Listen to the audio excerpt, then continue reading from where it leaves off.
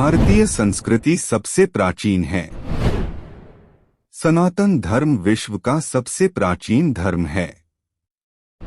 हमारे पुराणों में 4 युगों का वर्णन मिलता है: सतयुग, त्रेतायुग, द्वापर युग और कलयुग। कलयुग को एक श्राप कहा जाता है।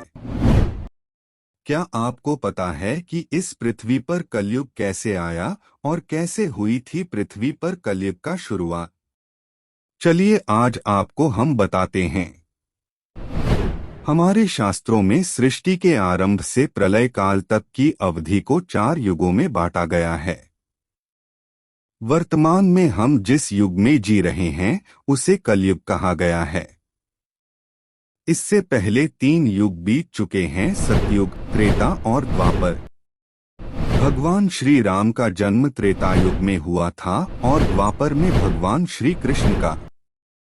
कलयुग के अंत में भगवान कल की अवतार लेंगे और संसार में फैले पाप और अन्याय के साम्राज्य का अंत करके पुनः धर्म की स्थापना करेंगे।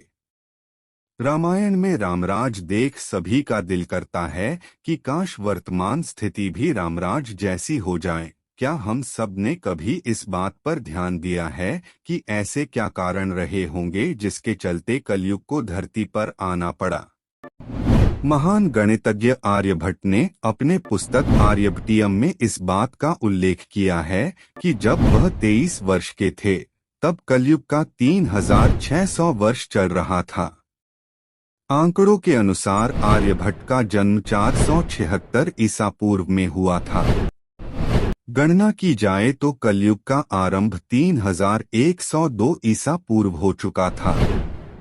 विश्व में मात्र सनातन धर्म ही ऐसा धर्म है जो दुनिया को ऐसी सीख देता है कि उसकी कल्पना भी नहीं की जा सकती। सबसे पूज्य धर्म सनातन धर्म है। जब धर्मराज युधिष्ठिर अपना पूरा राज्य पाठ परीक्षित को सौंपकर अन्य पांडवों और द्रौपदी सहित महाप्रयाण हेतु हिमालय की ओर निकल गए थे, उन दिनों स्वयं धर्म बैल का रूप लेकर गाय के रूप में बैठी पृथ्वी देवी से सरस्वती नदी के किनारे मिले।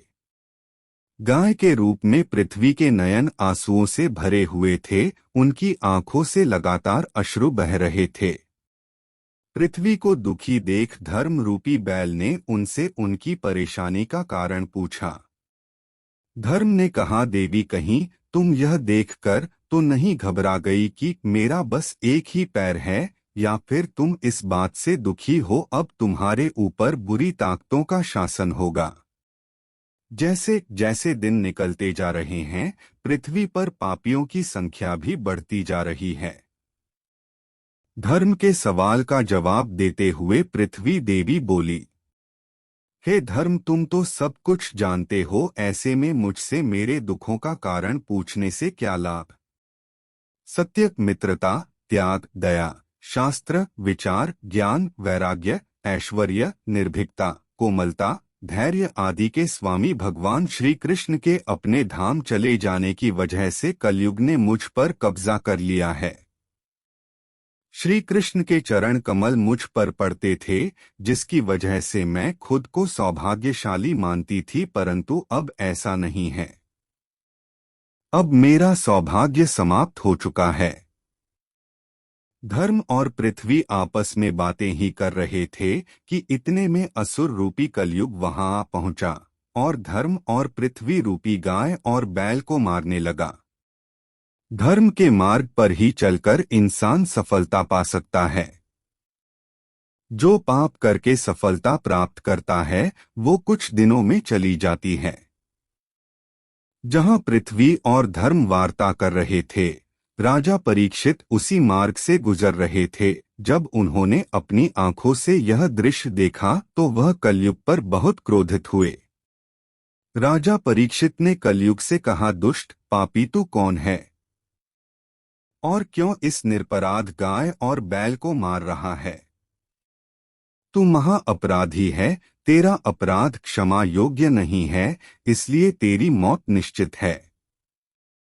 राजा परीक्षित ने बैल के रूप में धर्म और पृथ्वी के रूप में गाय देवी को पहचान लिया था। तब वह अपने रूप में आ गया, जब राजा परीक्षित ने उन्हें पहचाना तो उन्होंने कहा कि हे धर्म, सतयुग में आपके तप, पवित्रता, दया और सत्य यह 4 चरण थे। त्रेतायुग में 3 चरण ही रह गए, द्वापर में 2 ही रह गया, और अब इस दुष्ट कलयुग के कारण आपका एक ही चरण रह गया है। पृथ्वी देवी इस बात से दुखी है। इतना कहते हुए राजा परीक्षित ने अपनी तलवार निकाली और कलयुग को मारने के लिए आगे बढ़े।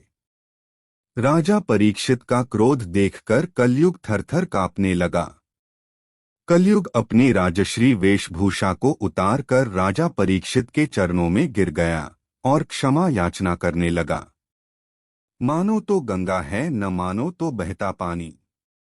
बहुत से लोग कलयुग को मजाक के रूप में मानते हैं। जब कलयुग राजा परीक्षित के पैरों में गिरा तो उन्होंने भी अपने शरण में आए कलयुग को मारना उचित नहीं समझा और उससे कहा कि कलयुग, तुम मेरे शरण में आ गया है, इसलिए मैं तुझे जीवनदान दे रहा हूँ। किंतु अधर्म, पाप, झूठ, चोरी, कपट, दरिद्रता आदि अनेक द्रवों का मूल कारण केवल तू ही है।